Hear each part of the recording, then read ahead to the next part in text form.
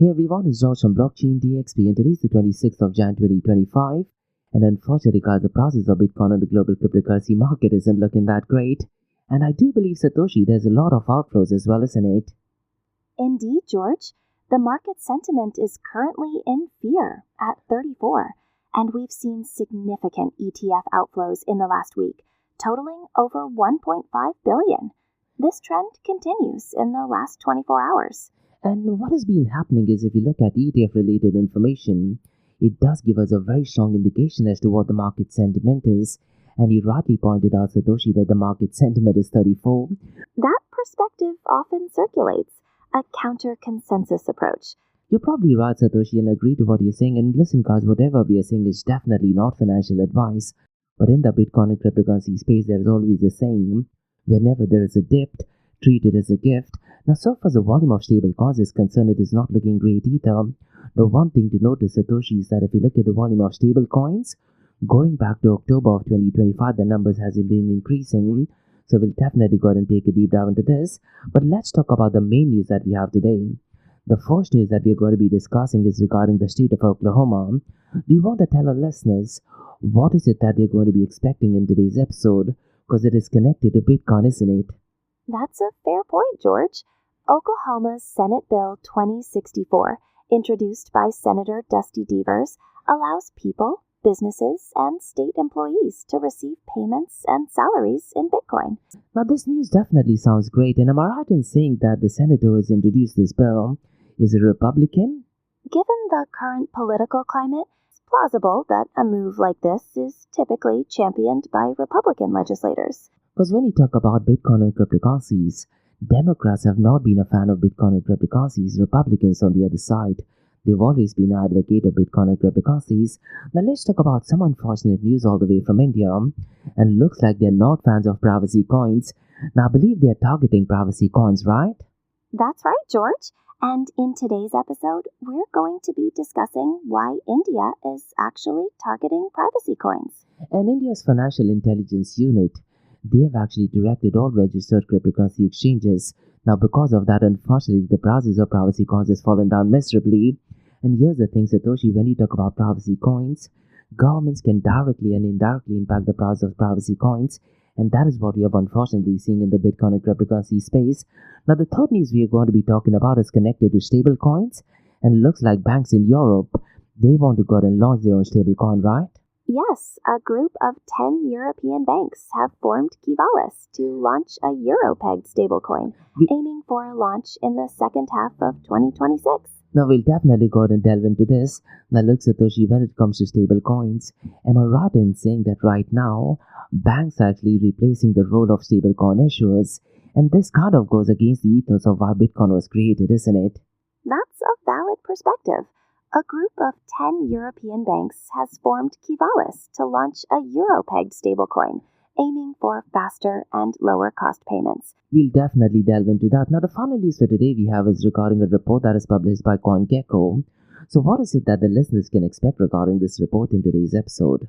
The CoinGecko report highlights key trends from 2025, including total market cap changes, a significant surge in stablecoin market cap, and notable growth in perpetual trading volumes across both centralized and decentralized exchanges.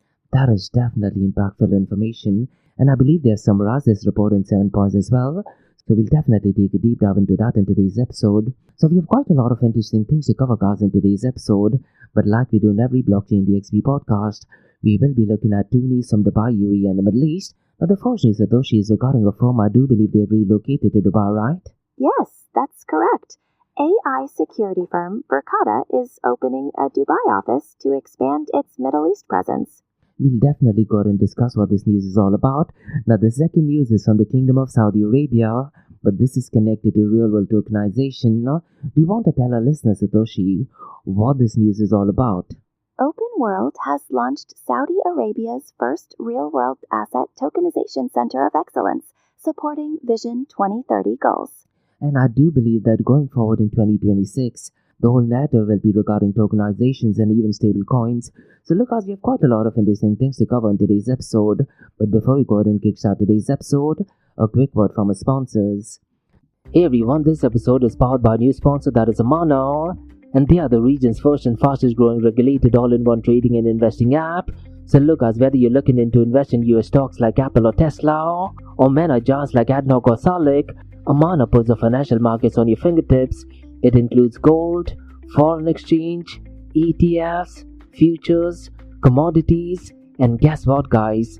They have over 375 cryptocurrencies, and this makes them the biggest crypto selection in the region. Now for the blockchain DXB listeners guys, if you want to go and build long-term wealth without thinking about it every day, explore Amana's pre-built auto investment plans, and all you have to do is set your monthly budget, choose your preferred asset category, and let Amana automate the investing for you. Zero fees, zero lockups, 100% customizable. And here's the thing guys, funding your account is easier than ever. You can fund your account with Apple Pay, Google Pay, credit cards, instant bank deposits, and even crypto wallets. No friction and no hassles. And the best part is guys, let's say if you need support, you would absolutely love Amana for this, because they offer 24/6 human customer service, as well as a personalized sales support, real people, real help, and the customer support is in English as well as in Arabic. And for the blockchain DXB listener and community guys, I do have something really exclusive for you. What you can do is register with Amana using the code blockchain DXB, or you can also use the link that is in the show notes below. And here's the best part guys, once you register, fund your account with a minimum of $100 and at least go ahead and make one trade, and then you'll receive a $100 trading bonus credit to your account the following month. But look guys, it's real important to note, the bonus is non-withdrawable. It is there to help you trade and learn. So look guys, if you're looking for a transparent, powerful and easy to use app, that's Amana for you. So what are you waiting for guys? Download the app now, or you can also visit the website that is amana.app, and don't forget to use the code blockchain DXB. And Amana guys is all markets one app.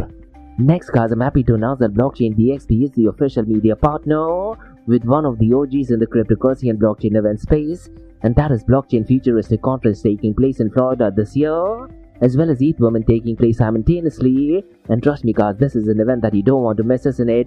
Because for the very first time, North America's most immersive Web3 event is heading to the United States of America, and the Blockchain Futurist Conference and ETH Women event is actually taking place between the 5th and 6th of November. And the location is absolutely stunning guys. It is taking place at Guitar Hotel at Hard Rock, which is in Hollywood, Florida. That's right guys, palm trees, panels, and the biggest mind in blockchain and cryptocurrencies all in one place. So there will be multi-stage panels, NFT galleries, DeFi showcases, hand-on tech demos, metaverse experiences, even outdoor VIP cabanas, and quite a lot more. And the Guitar Hotel at Hard Rock guys is one of the most iconic venues in the country. So look guys, if you're in the Web3 space, cryptocurrency, Bitcoin, or even artificial intelligence space, or just want to do some serious networking, this is the place that you got to be.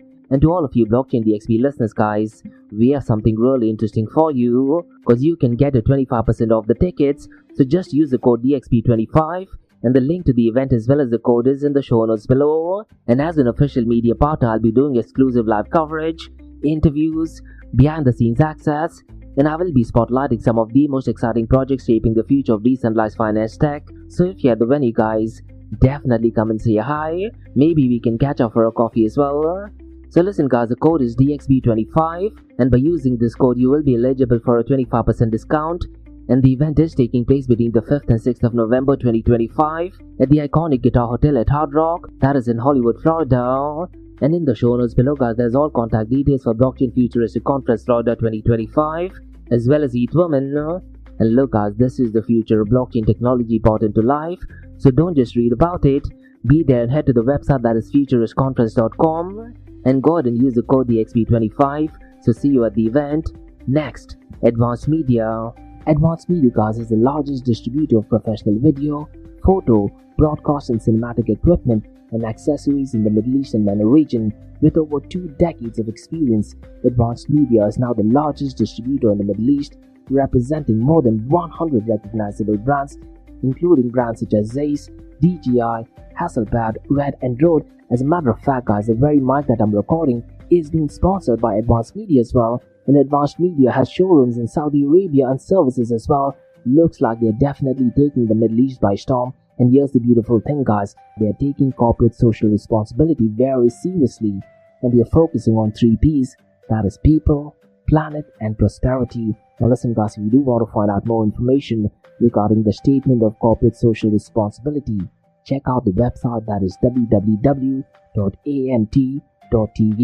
And here's the beautiful thing, guys. They also want to be a leader and set an example and reputation as a pioneer and member of the community. And in doing so, guys, they also have an AMT scholarship with SAE Institute in Dubai, UAE. So definitely check it out. And also, guys, Advanced Media is committed to persistently developing, organizing, and hosting training workshops, seminars, and community events that educate, inform, and familiarize consumers with new equipment and the latest technological advances. So listen, guys, do one thing. If you do want to support this channel, go to the website, that is www.amt.tv, and follow the social media channels as well. All of the details are in the show notes below. Next, Startup OI is global one-tech platform for tech. It offers global high-paying tech jobs with flexibility in working time and location, global free tech events, and tech networks to connect with global like-minded engineers. A brilliant platform to listen to the tech experts in Metaverse and to grab their insights. Now listen, all you have to do is download the app Startup OI. If you're using an Android version, go to Google Store and App Store for iOS devices. Alternatively, you can also click on the show notes below to download Startup OI. Next, guys, listen, if you're into fitness, if you're into adventure, if you want to do something wild but still want to keep your health in check, there is a new podcast in town, a podcast focusing on obstacle course race in the Middle East. The podcast is called the Race Pace Podcast. So check out the Race Pace Podcast across all leading platforms. And the Race Pace Podcast is a peer-to-peer community-driven podcast where they talk all about obstacle course race in the Middle East, from Sandstorm to Spartan Race, from Tough Mudder to Desert Warrior Challenge, and also the Government Gulf Games, and quite a lot more. The podcast has interviews with athletes locally and internationally to get inside scoop on how athletes prepare for obstacle course race. In the podcast, they also talk about interesting stories on why they are motivated to do obstacle course race. And that's not all. They also plan to release 7 NFTs. And these NFTs are no ordinary. These NFTs will represent every emirate in the UAE. And listen, guys, these NFTs are going to be absolutely massive. So do one thing, go to Spotify, go to iTunes, go to any leading podcasting platform, check out the Race Pace Podcast across all leading platforms. And finally, guys, not your keys, not your crypto. If you have dabbled with cryptocurrencies and now are seriously getting to protect your cryptocurrencies, there is no better way to protect it by using a hardware wallet. And this is where Ledger Wallet kicks in. And Ledger Wallets are hardware cryptocurrency wallets made by Ledger, a company headquartered in Paris, France. And Ledger's hardware wallets are multi-currency wallets that are used to store private keys for cryptocurrencies offline. And Ledger offers 2 hardware wallets, the Ledger Nano and Ledger Nano X wallets. They are world-class experts with extensive crypto security backgrounds. They continuously look for vulnerabilities in Ledger products in a constant effort to improve the level of security. Now, in today's world, securing these digital assets is a critical challenge, and this is where Ledger kicks in. So click the link below to buy your hardware wallet and support this podcast. It is a brilliant way to support this podcast. So what are you waiting for? The link is in the show notes below. Now, guys, since you've taken care of that, let's go ahead and kickstart today's episode. Now, look, Satoshi, the global cryptocurrency market has fallen down below the $3 trillion mark. It is exactly at $2.99 trillion. And this does actually represent a 3.4% increase over the last 24 hours. Now, look, Satoshi, when the prices are falling down, it is needless to say that the market sentiment does get affected as well, right? It certainly does, George.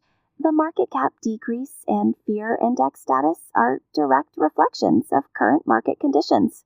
I wanted to check with you. Would you also say that there is a very strong correlation between ETF outflows, and that is the reason why the market sentiment is showing the same? And because of that, the prices of Bitcoin and cryptocurrencies are falling down? Or would you say there are various factors apart from ETF outflows that could be a major factor involved in it as well? While ETF outflows are a significant factor, it's complex. Other factors like global stablecoin volume and regulatory news like India's stance on privacy coins also influence market dynamics. You're absolutely correct and you're spot on that. Now, if you look at the total cryptocurrency market volume since the last 24 hours, it is still about the $100 billion mark, but it is only at $107.3 billion. But what about the volume of decentralized exchanges?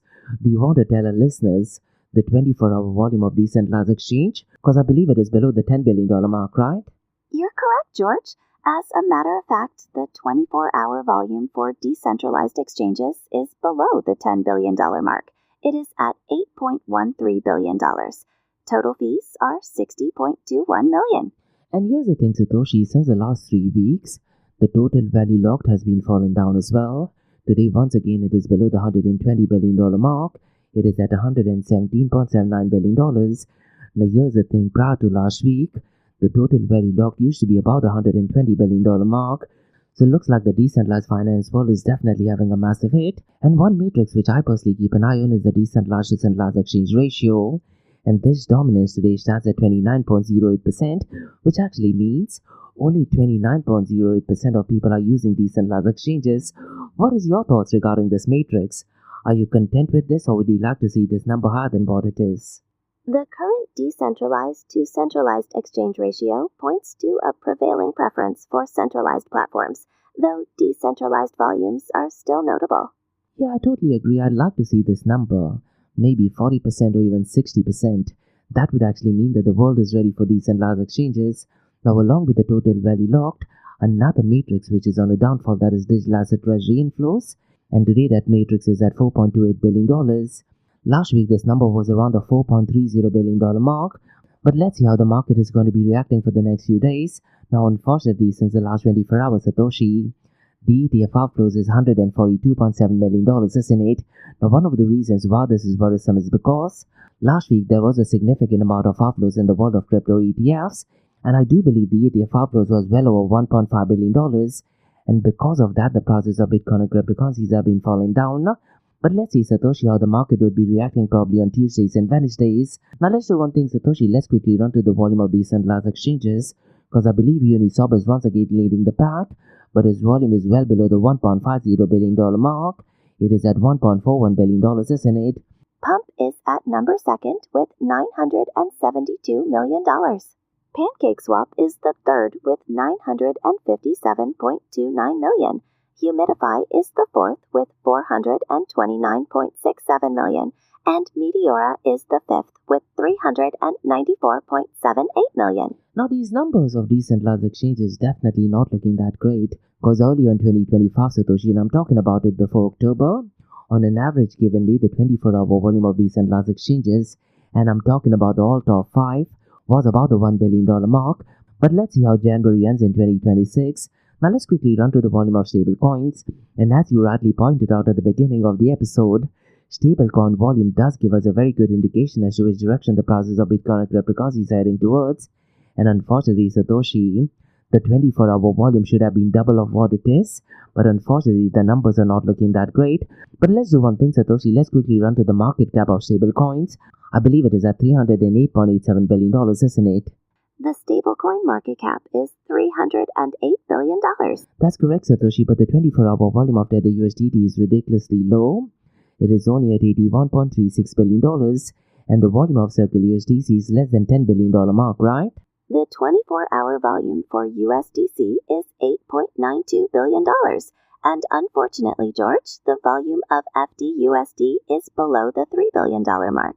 It is at $2.68 billion. Yeah, and as I was saying, ideally this number should have been at least double of what it is. And then we could confidently state that the prices of Bitcoin and cryptocurrencies are pumping up. But here's the thing, Satoshi, if you look at the market cap, 24-hour trading volume of Bitcoin as well as the dominance is not looking that great.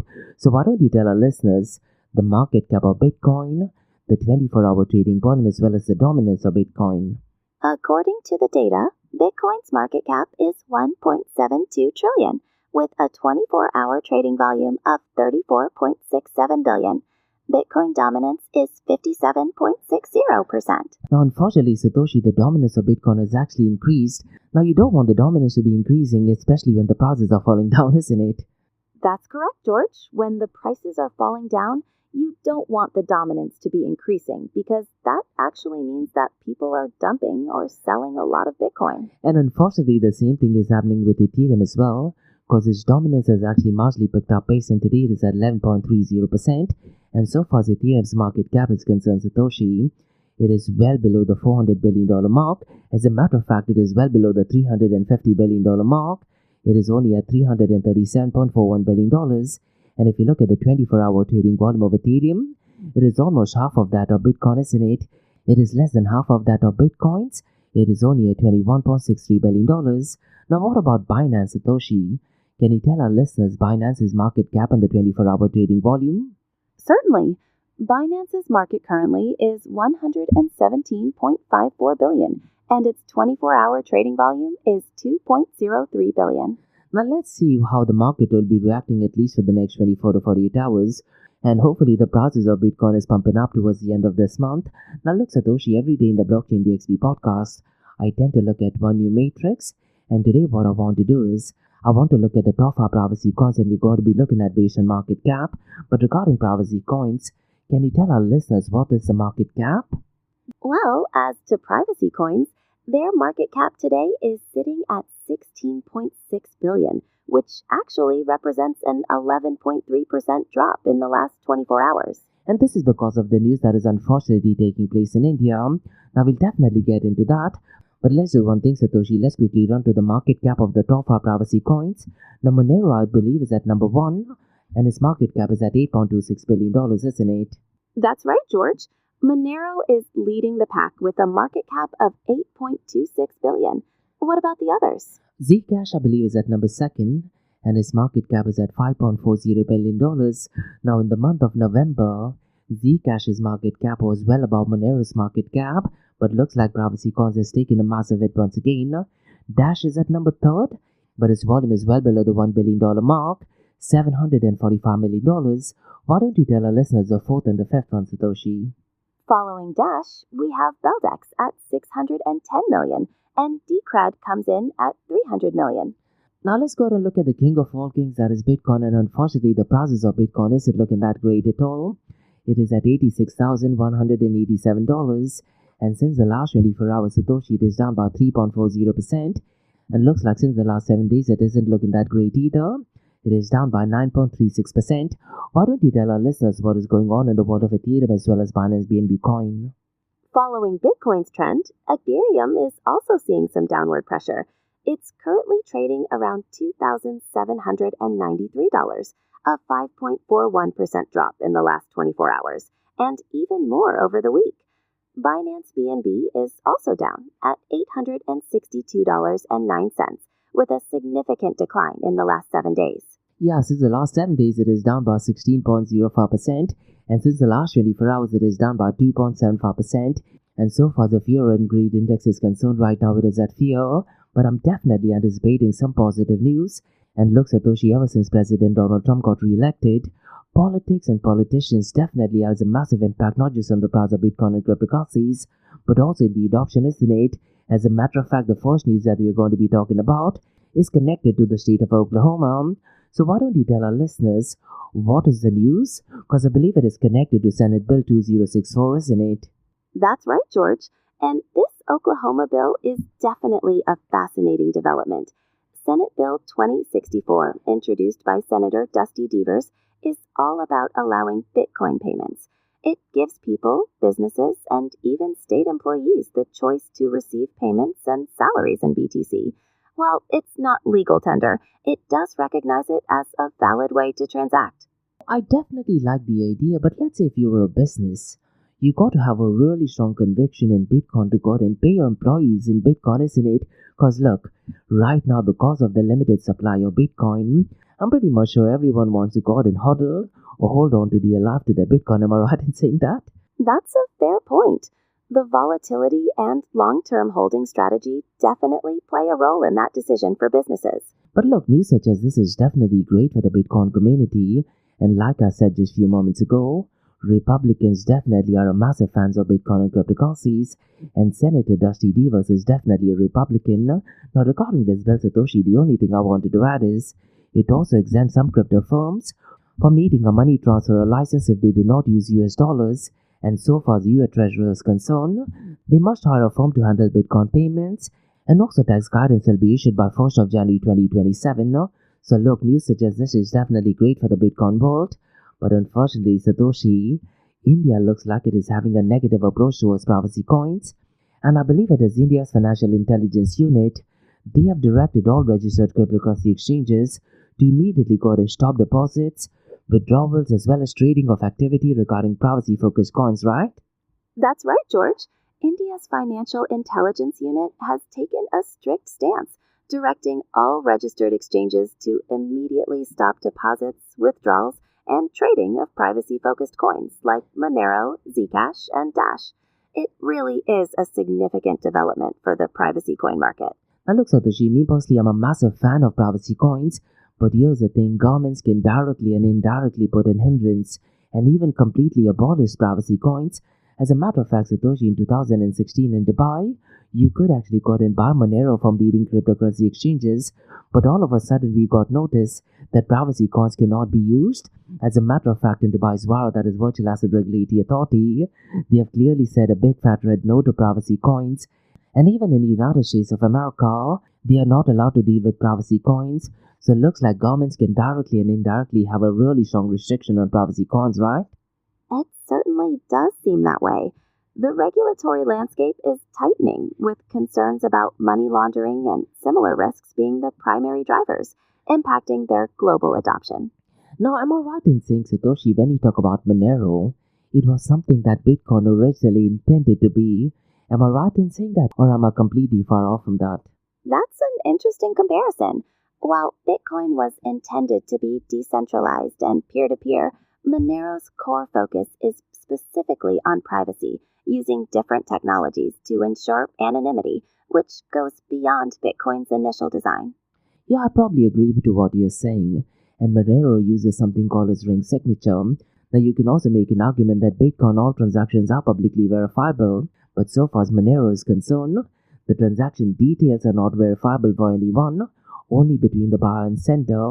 Now, going back to this news regarding India, this move does actually follow updated AML guidelines, as these privacy coin features can hide transaction details and user identities. And here's the thing, Satoshi, regulators in India are saying that this poses high risk for money laundering, terror financing, and sanction evasions. And according to them, it does make KYC and AML compliance difficult, which to be honest does make a lot of sense, isn't it? That's a valid point.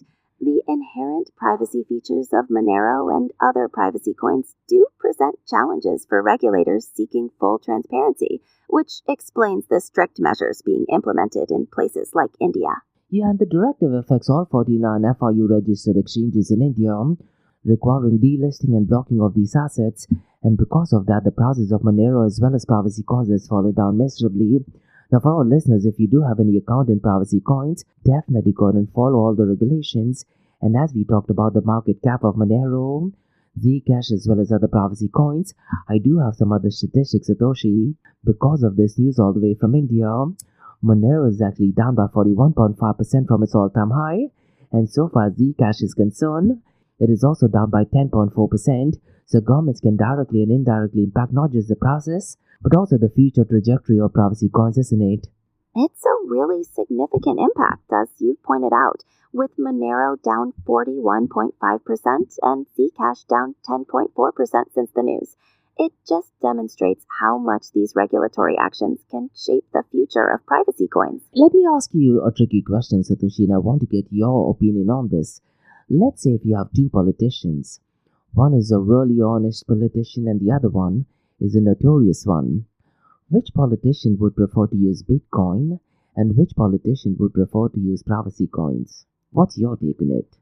That's a nuanced question. It's difficult to say definitively, as currency choice depends on various factors.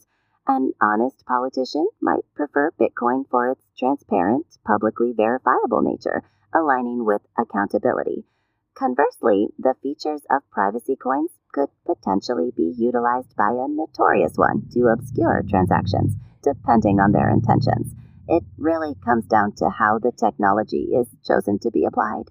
I personally do think there could be a game changer initiative, and there are a couple of firms. What they're doing is they're making privacy optional. So let's say if the government wants to find out who has gone ahead and done these transactions, you can voluntarily go ahead and show that you have actually gone ahead and done these transactions. That is a genius idea as well, isn't it? That's a really innovative approach. It does seem like a potential solution to balance privacy needs with regulatory concerns by providing that optionality. I think as an industry, we'll definitely be heading towards that. But here's the thing, Satoshi, what I personally don't like is a lot of the regulations all over the world. They're also seeing a massive no for algorithmically backed stablecoin. Now look, whether we like it or not, algorithmically backed stablecoins are definitely much better than stablecoins. Now we'll definitely get into that. Now one of the reasons why I wanted to touch base on that is because we have some news all the way from Europe, and looks like there are a group of 10 European banks and they want to go and launch a new stablecoin, isn't it? So why don't you tell our listeners what this news is all about? You're absolutely right. The landscape is definitely shifting. This news from Europe is quite significant. A consortium of 10 European banks is planning to launch a new stablecoin, reportedly asset-backed, which could create a notable alternative in the digital currency market. And what is the name of this company or consortium? What is the name of it? Sure, George. Let me just check on that. It looks like the consortium is called Cavalis. And if I'm not mistaken, the project is based in Amsterdam. And based on the news, they are saying they aim to provide fast, low-cost payment initially focused on crypto trading. Now, there are key people who are involved in this as well, isn't it? Who are the key people involved in this? Jean-Olivier Vassell, the former Coinbase Germany CEO, is mentioned as the CEO of Cavalis. And I believe there's a former NatWest Group chair, Howard Davis, who will be chairing it as well, right? Yes, that's correct. A former NatWest Group chair, Howard Davies, is also mentioned as being involved in chairing the initiative. And based on the official news, Satoshi is saying that the banks hope that this will give Europe a digital payment alternative to US-dominated stablecoins and also strengthen the financial economy. Now, Satoshi, can you read out the top banks that are involved in this? Sure, let me read out all the top banks for you, okay? The participant banks include ING, UniCredit, BNP Paribas, Banca Sella, KBC Bank and Verzekering, Deca Bank, Danske Bank, SEB, Kaiser Bank, and Raiffeisen Bank International AG. Now, what's your honest thought regarding this consortium, Satoshi? Because look, me personally, I'm definitely not a fan of this. And historically, when you talk about Bitcoin, they've always had allergic reaction to consortium, association, and foundations. And the fact that they want to go and launch a stable coin, me personally, I'm not liking it. Because look, whether we like it or not, traditional banks are now becoming stablecoin issuers. And this, to be honest, could actually stifle innovation in the cryptocurrency space. And it could also limit true decentralization, isn't it? It's understandable to see why that would be a concern. When you have big European banks clubbing together to launch a stablecoin, it definitely brings up questions about how that might impact innovation and true decentralization in the crypto space, right? I totally agree. And when you talk about stablecoin issuers, Satoshi, it's important to note they do not follow the ethos of Bitcoin and open blockchain. And stablecoin issuers can definitely go ahead and freeze your account as well. And this is where I feel there must be a space for algorithmically backed stablecoin. And going back to privacy coins, guess what, Satoshi, Dubai's VARA, that is Virtual Asset Regulatory Authority, they have said a massive no to algorithmically backed stablecoin as well. And the same thing is in US as well. Algorithmically backed stablecoins are not allowed. Now look, Satoshi, me personally, I feel that there are banks who are kind of telling politicians to go and stop algorithmically backed stablecoins in US.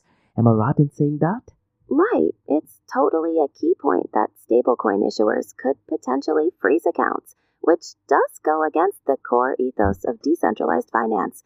And it's interesting to see that both Dubai's VARA and the US aren't really fans of algorithmic stablecoins either. It makes you wonder if traditional banks are influencing those regulations, doesn't it? I definitely do think so. And when you talk about algorithmically backed stablecoin, the only reason why governments don't want to go ahead with it is because of the collapse of Terra Luna. But look, Satoshi, as an industry, I do feel we should be heading towards algorithmically backed stablecoin. But let's see what the future has in store for us. Now let's go ahead and discuss the final news for today. And this is connected to CoinGecko's 2025 annual cryptocurrency industry report. Why don't you tell our listeners, Satoshi, what are the 7 key points they've actually mentioned in this report? So, moving on to the CoinGecko's 2025 annual crypto industry report, the 7 key points mentioned include 1. The total crypto market cap fell 10.4% in 2025. 2. Stablecoin market cap surged 48.9%. Gold dominated, rising 62.6% compared to Bitcoin's drop. 4. Digital asset treasury companies spent at least $49.7 billion. 5. prediction markets saw volumes grow 302.7%. Perp trading on CEX grew 47.4%, and perp trading on DEX grew 346%. Is there any particular part you'd like to dive into? The only thing I would like to add regarding this report is when you talk about the total cryptocurrency market, it did actually fall down below the $3 trillion mark. As a matter of fact, even in January 2026, it has fallen down below the $3 trillion mark once again. And you touch base on the market cap of stable coins. There's a really interesting report that is actually published by Tether. Tether looks like in 2025 they have profited a lot. And regarding gold, I did actually talk about this in the Blockchain DXB podcast. They did actually reach all-time high. I believe it was in the second or third week of December.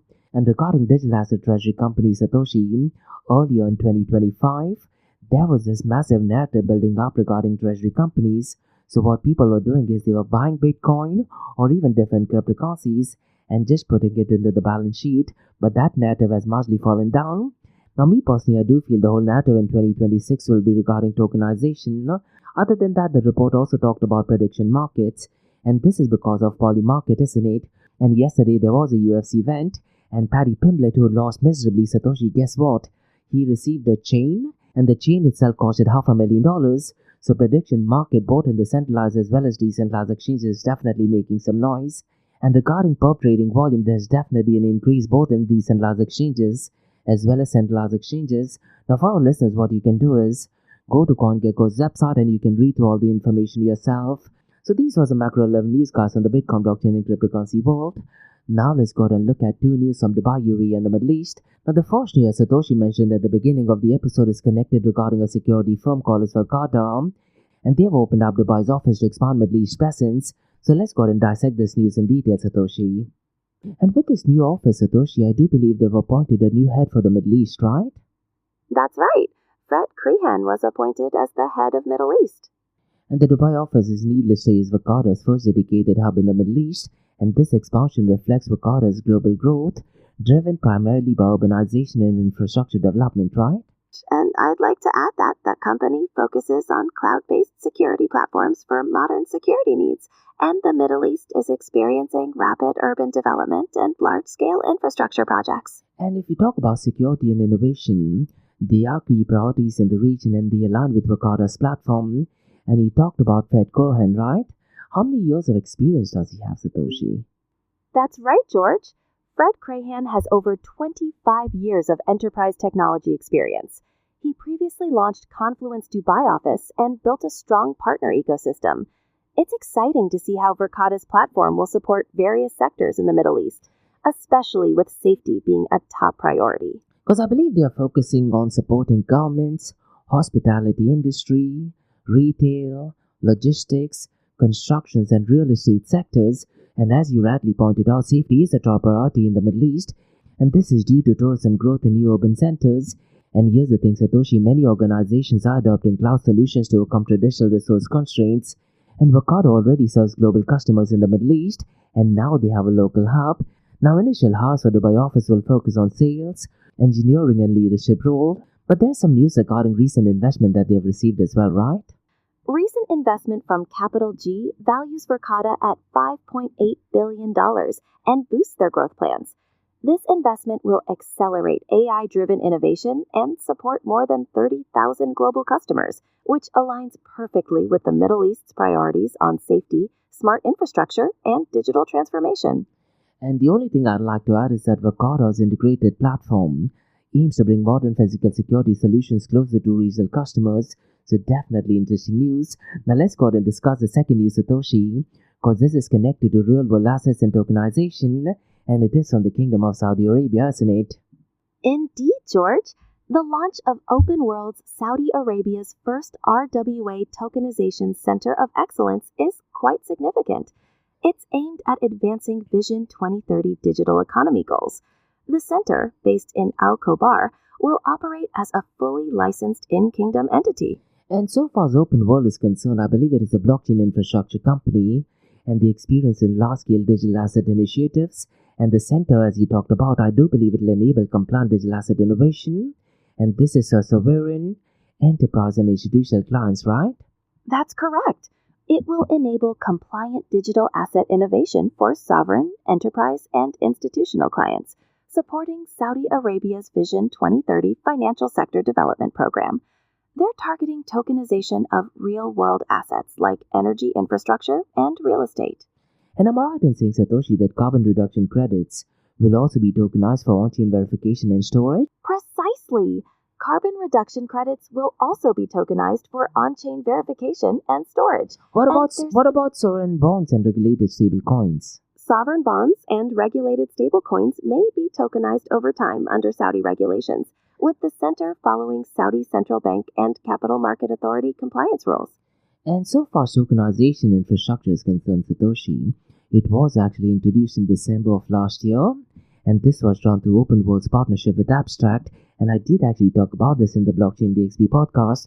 Now, what is the goal for this, Satoshi? Can you tell our listeners what is the goal that they have? The primary goal, George, is to make Saudi assets globally accessible while keeping value creation within the kingdom, which is a key aspect of Vision 2030. Matt Shaw, CEO of OpenWorld, emphasizes their long-term commitment to Saudi partners and sovereign data security. And as you touch base upon, initial focus includes energy asset tokenization, real estate development financing, and carbon credit verification as well. And so far as the Center of Excellence is concerned, it is actually built to meet sovereign-grade delivery standards with strong local security controls, and Al Khobar was chosen for its concentration of energy assets, universities, and tech hubs like the Iran Techno Valley, right? That's absolutely right. The proximity of Saudi Aramco and King Fahd University makes it ideal for pioneering RWA tokenization. We're also expecting full operations to start in 2026, with pilot projects launching mid-year. And I do feel, Satoshi, in 2026, the whole narrative will be regarding tokenization, and along with tokenization, I'm pretty much sure it's going to be stablecoins as well. Now, regarding this news, OpenWorld has established legal, licensing, commercial and technology infrastructure to operate locally as well, and the center, I believe, will work with financial institutions, government entities, and regulators for standardized tokenization, isn't it? They will work with financial institutions, government entities, and regulators to establish standardized tokenization frameworks, focusing on investor protection and regulatory clarity, which is crucial for institutional adoption in 2026. And they want to make it a consistent tokenization practice as well. An OpenWorld, I do believe they have plans to have strategic partnership in 2026, and this is to support institutional adoption of digital assets. And so far as OpenWorld is concerned, I believe they've helped launch over $65 billion in network value and advised more than 20 companies since 2023, right? That's very impressive track record, George. Their services include token launch advisory, TradFi strategies, RWA tokenization, stablecoin issuance, and policy advocacy, with partnerships including leading VC firms. It really highlights their commitment to shaping the digital asset landscape. And check this out, Satoshi. Partnership with leading venture firms includes A16Z, Multicoin Capital, Dragonfly, and Founders Fund. These are some really heavy-duty giants in the so-called cryptocurrency and blockchain space, right? They certainly are, George. Those partnerships are impressive and demonstrate the strong support they have for institutional adoption in the region. It sounds like OpenWorld is really positioned to make a significant impact.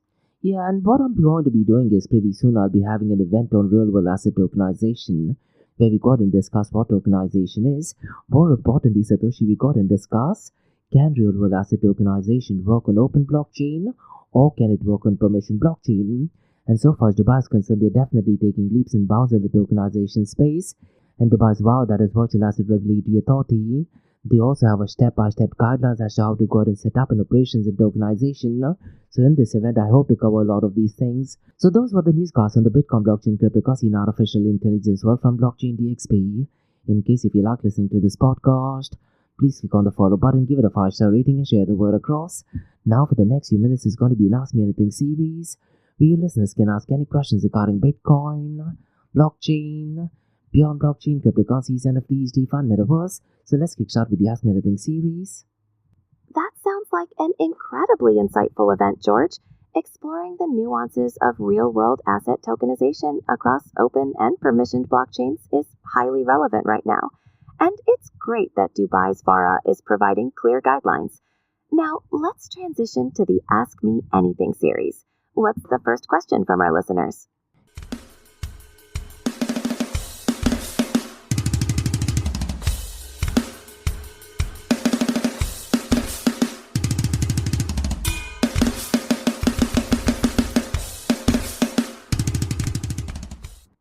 Hey everyone, it's Josh from Blockchain DXB listening to the Ask Me Anything series, where you listeners can ask any questions regarding Bitcoin, blockchain, beyond blockchain, cryptocurrencies, NFTs, DeFi, and Metaverse. I have a question by Roy who asks, will bank issued stablecoin strengthen crypto's legitimacy or undermine decentralization in the long run? This is exactly what we discussed in today's episode. What's your take on it, Satoshi? That's a great question, George, and directly related to the news we discussed. While bank-issued stablecoins, like the one by the European banks, can bring stability and potentially enhance crypto's legitimacy through compliance, there's definitely a valid concern about decentralization. The key is finding a balance between stability and the need for truly decentralized solutions. Now, there are quite a lot of red flags according to me, Satoshi, but I'm not a fan of this news. First one, it is a consortium, so it is not peer-to-peer transactions. And when you talk about consortium, associations, or foundations, Bitcoin historically has some really strong allergic reaction to this. You can also make an argument that Bitcoin was created precisely to avoid these things. And by definition, Satoshi, Bitcoin is peer-to-peer electronic gas system. And when you talk about stable coins, they're definitely not that, isn't it? You can definitely have transactions peer-to-peer, but because a consortium is involved, these consortium could possibly dictate what transactions should go through, when the account can be blocked, and historically even Tether has gone in and blocked these transactions. So there is a massive red flag regarding centralization and even freezing up your stablecoin account. Your points are very valid, George. The move towards consortium-based stablecoins does raise concerns about centralization and potential control, contrasting with the core decentralized principles of Bitcoin and peer-to-peer systems. The risk of freezing accounts, as seen with Tether, is a significant drawback from a pure decentralization perspective. It highlights the ongoing debate between financial stability and autonomy. And earlier in the episode, Roy, we also touched base on algorithmically backed stablecoin.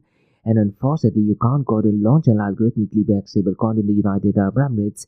And the same thing is in the United States of America as well. So I do believe that a lot of banks, they might be telling politicians to go ahead and put an outright bank on algorithmically backed stablecoin. And I'm pretty much sure politicians in US would have definitely done that. Now, according to me, when you talk about the ethos of Bitcoin and open blockchain, algorithmically backed stablecoin is where the industry should be heading towards. So what's your take regarding algorithmically backed stablecoin? Because it does remove the whole nature of decentralization or the risk of centralization. What's your opinion regarding that, Satoshi? It's a critical point, George. The regulatory environment does appear challenging for algorithmic stablecoins in certain jurisdictions like the UAE and the US, potentially limiting decentralized alternatives. The push towards bank-backed stablecoins could indeed be seen as a move toward greater control, posing a significant risk to true decentralization. It's a complex landscape with competing visions for the future of finance. And when you talk about, politicians, President Donald Trump did actually go ahead and approve, or rather pass a bill. I believe it is called as Genius Act. And the Genius Act is more to do with stable coins. Now you can make an argument that if you go ahead and use stable coins in US, could it be possible that your funds and account can be frozen? There is definitely a very high possibility for that. Now look, while LinkedIn, I'm seeing so many notorious posts where they're actually saying that using Genius Act, they're kind of giving a loophole to central bank digital currency. That, according to me, is a big fat red no. And there is absolutely no correlation for it, because when you talk about stable coins, they are exactly different to what the central bank digital currencies are. Now in today's episode, Satoshi, we talked about Europe. They are launching their own version of stable coin, but they won't be backed with the US dollar, isn't it? That's a complex web of considerations. The potential for financial controls through stablecoins, especially in light of specific regulations, is a significant concern for those who value decentralization and censorship resistance. And the European Stablecoin Initiative highlights the geopolitical dimensions too, aiming for greater financial autonomy. And here's the thing, Roy, in 2026, I do feel the next narrative along with tokenization is going to be regarding stable coins. And along with having an event on tokenization, I will be having an event on stable coins where we go out and discuss the history of stable coins. We go out and discuss the different type of stablecoin issuers. We'll also go and discuss what happened in 2023 when the volume of stablecoins was ridiculously low and a lot of new entrants were actually seen in the stablecoin world. And I'm talking about Ripple, I'm talking about PayPal, and quite a lot of other. And in that session, we'll also go and discuss algorithmically backed stablecoin, and we'll answer this basic question: do stablecoins actually go and follow the ethos of Bitcoin and open blockchain? So definitely stay tuned to that event. And that's about all, guys, on the Ask Me Anything series on Blockchain DXB. In case if you like listening to this podcast, please click on the follow button, give it a 5-star rating, and share the word across. Remember, Monday to Thursdays we have Blockchain DXB podcast, where we look at the process, we look at the latest technological development, we talk about things at a macro level, and also geopolitical news that is connected to Bitcoin and cryptocurrencies. Then, guys, we look at 2 news from Dubai, UAE, and the Middle East. We look at the latest technological development, and lately in the world of artificial intelligence, Dubai, UAE, and the Middle East is definitely taking leaps and bounds. And listen, guys, what you're listening to right now is the Ask Me Anything series, where your listeners can ask any questions regarding Bitcoin, blockchain, beyond blockchain, cryptocurrencies, NFTs, DeFi, and Metaverse. So thanks so much for listening, guys, and have a nice one. Bye-bye.